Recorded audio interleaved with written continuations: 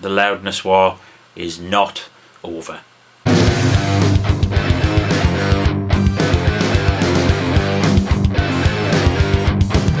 So do you guys remember this video that I did right back in February 2014? Just got to give a little cheer. Because finally it appears that the Loudness War might be over and we can actually go back to creating and producing what sounds good. Got some really interesting discussion going kind of in the comments etc below that video about kind of the Loudness War, and that's continued to go on and on and on.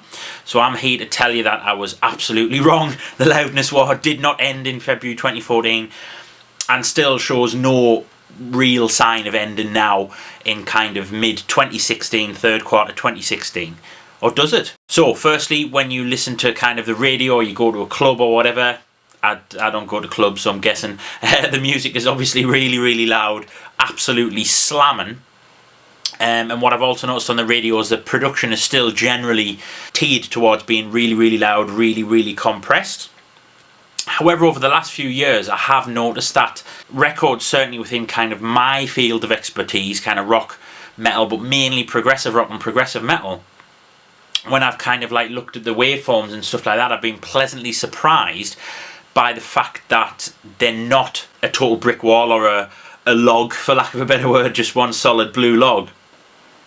That's not what it is anymore. Some producers, some engineers, some mastering engineers are starting to fight back against the labels a little bit. This can happen a lot more with kind of smaller or more independent labels, and with the massive ones, I'm not going to fight Sony. If they want it loud, I'll do it loud for them. And that's part of the problem, isn't it? But I have noticed that some records have started to become more dynamic. And I think people like the British mastering engineer Ian Shepherd's played a really important part in this, speaking out against the Loudness War. He's come up with Dynamic Range Day, which happens every year as well, which seems like a really interesting event. I'll make sure I link to that below. I've been following Ian on YouTube for a year or two now, and I really like the message that he's kind of given out as well. So some loudness is a good thing, and as I discussed in the previous video about this topic, totally in your face heavy metal or in your face kind of house or trance music, something like that, techno music, you might want very, very little dynamic, but it doesn't mean that you have to absolutely crush the dynamic to within an inch of its life. Normalization is going to become more and more and more popular, and it is all of these library type things. I finally started using Spotify recently actually, and I do quite like it, but all of these kind of digital stream as you go library type systems with the normalization built in, it does mean that actually mastering your music hot or really, really hot is kind of pointless, because what Spotify and other companies are going to do is just basically lower the overall volume of that track. So what you'll get is a really loud master actually played back at the same volume as like a track from the 1970s or something like that.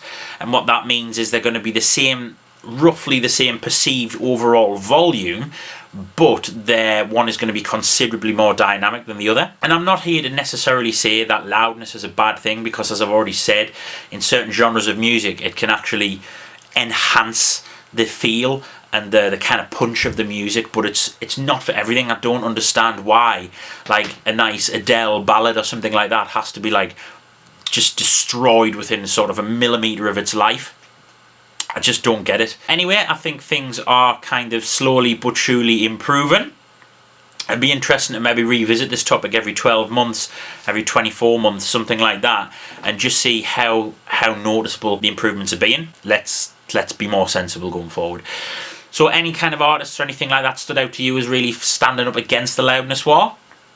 What's your thoughts? Are things improving? Are they staying the same? Are they getting worse? I'd be really interested to hear from you guys what your kind of perception of it is. Until next time, take it easy guys, and yeah, fight the power.